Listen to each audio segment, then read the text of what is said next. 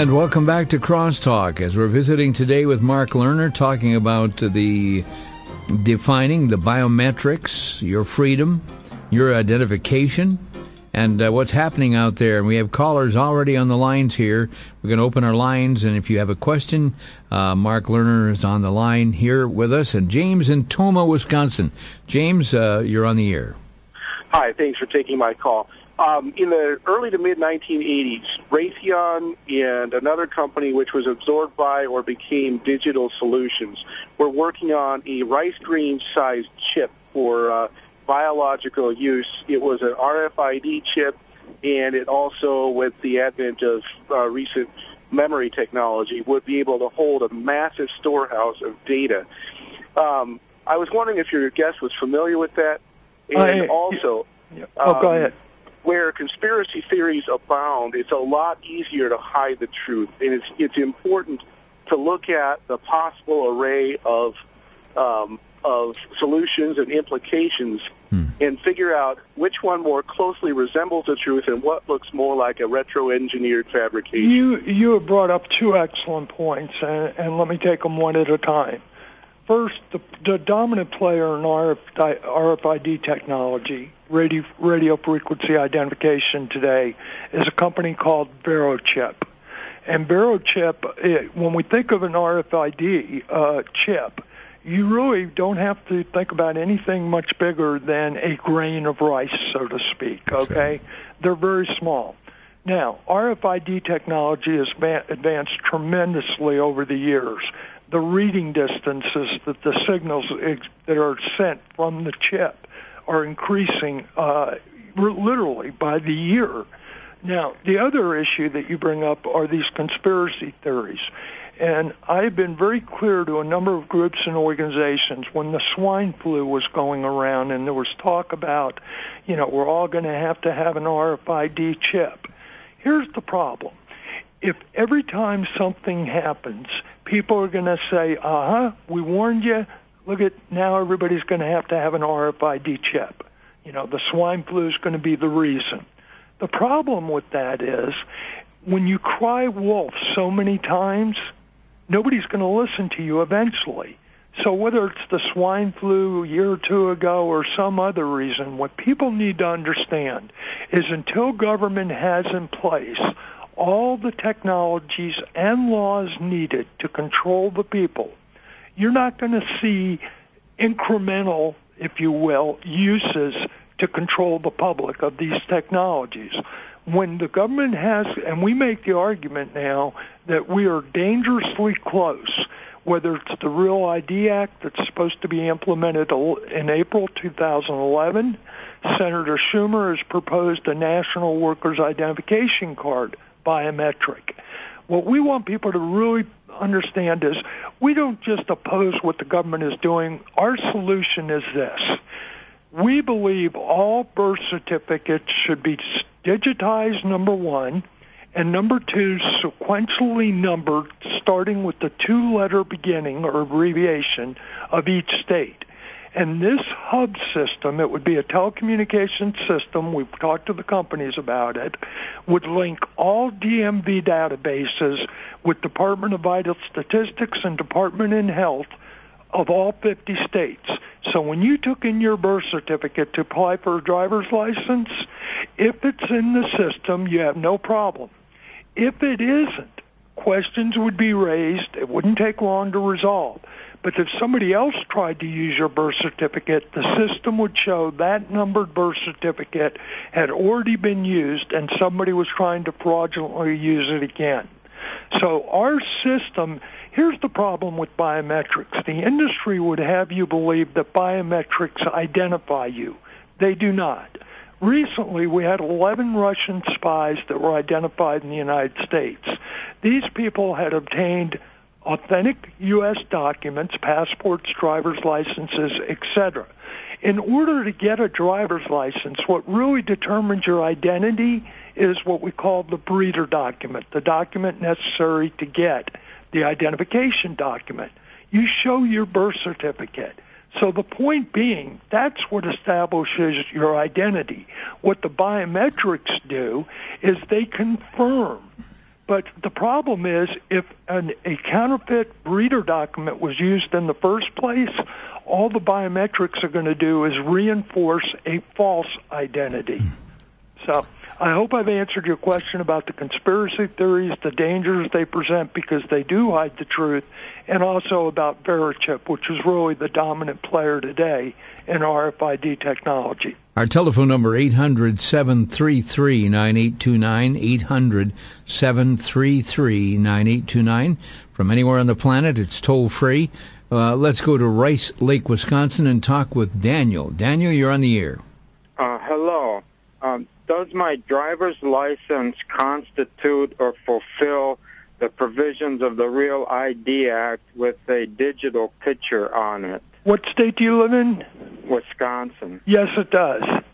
As a matter of fact, most states, almost all states now, have gone to the high-resolution facial recognition compatible digital facial image or photograph. And as I speak with different people involved in ministry work, whether it's Irvin Baxter, it could be a Richard Land, it could be somebody like David Barton or Brandon House, Catherine Albrecht, it doesn't matter. As I lay out this case, and I document it, believe me, as I said, when I go to testify before committees, I don't take one sheet of paper with me. The point that Christians really need to understand is, if you believe in 1 Corinthians 10:13, that God will provide a way for us to escape or endure, okay? If people understand that if you believe in American exceptionalism, that God created the United States of America with a purpose, the point is this: we know a remnant, a small number of people, okay? Now, we believe that Christians have a constitutional right under the First Amendment not to be enrolled into a global system of identification and financial control. And even though it's your state driver's license, the standards are international, from international organizations, and it literally, for the first time in history, the technology and political will exist. As I've already talked about L1 with the World Bank and other countries, all people in the world will be enrolled into this system, and secondly, it will control your ability to buy and sell. And once all this information is collected and centralized, as Machny said he wants to do, with a global security envelope, those databases will be compromised externally and internally by employees, and then the identification process will move from the document to the individual, and then you will have biblical prophecy fulfilled. Let's go to Robert in Madison, Wisconsin. Robert, you're on the air. Yes, I'm wondering if these new body scanners in the airports will be able to do what he's talking about. Well, the body scanners themselves are not designed to capture any specific biometric. What they really do is simply what they say. They scan your body.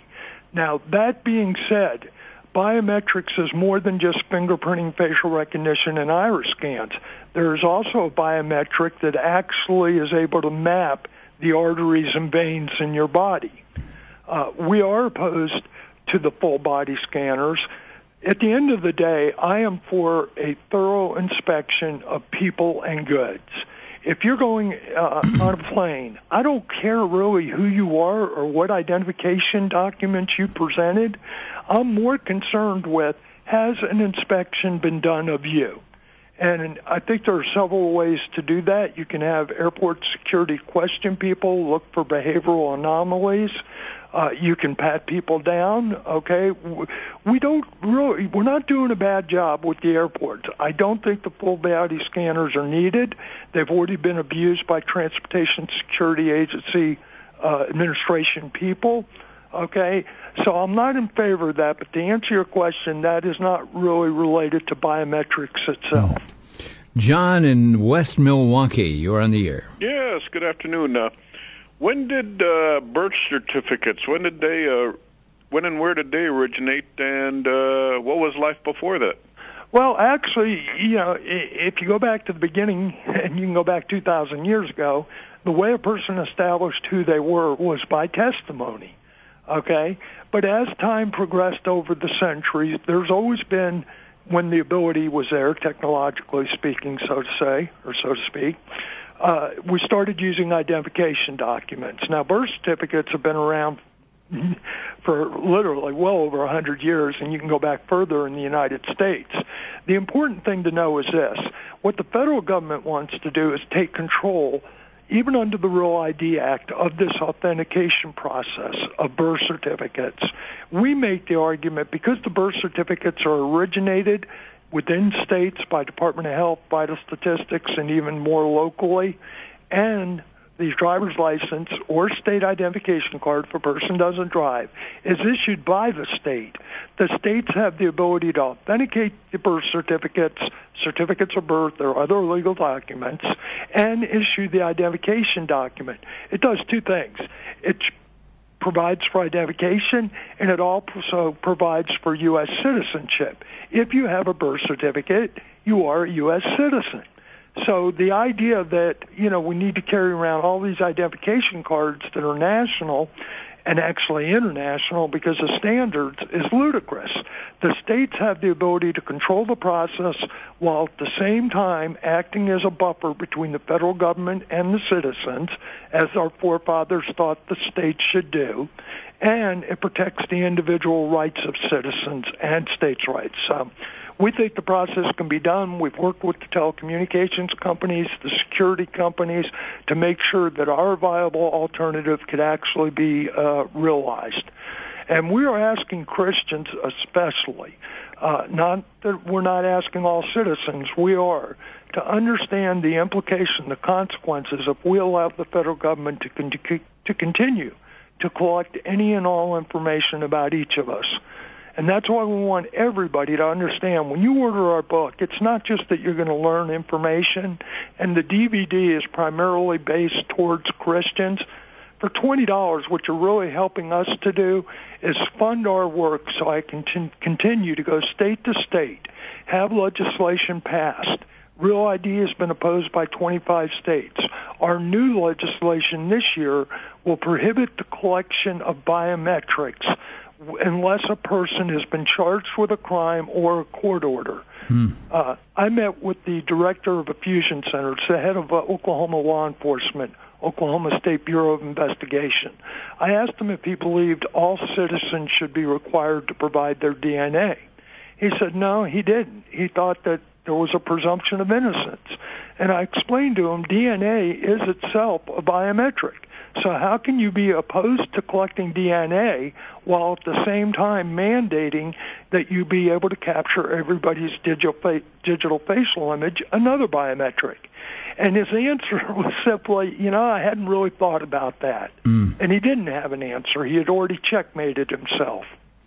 We're going to be taking a break in a few moments. We'll take your calls at 800-733-9829, 800-733-9829. You're listening to Crosstalk. Invite a friend to join us each day at this time. 800-733-9829. We'll be back in a minute.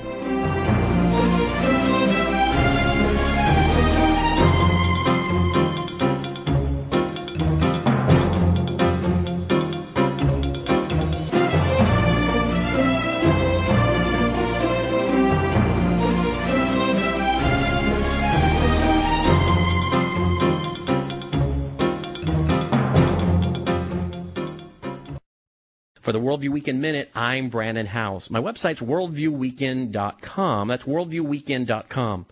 I've been giving you an action plan because people ask me all the time, Brandon, what can we do? What can we do? Look at what's happening to America and the world. What can we do? Well, I've already given you action point number 1, which is become a biblical worldview instructor. Number 2, teach your children and grandchildren that it's not about being popular, but about being faithful. It's not about being popular, but about being faithful. Philippians 1, verse 12, and Philippians 1, 20 through 21 says, But I want you to know, brethren, that the things which happened to me have actually turned out for the furtherance of the gospel, according to my earnest expectation and hope that in nothing I shall be ashamed, but with all boldness, as always so now, Christ will be magnified in my body, whether by life or by death. For me to live is Christ, and to die is gain. Teach your children and grandchildren it's not about being popular, it's about being faithful. My website's worldviewweekend.com.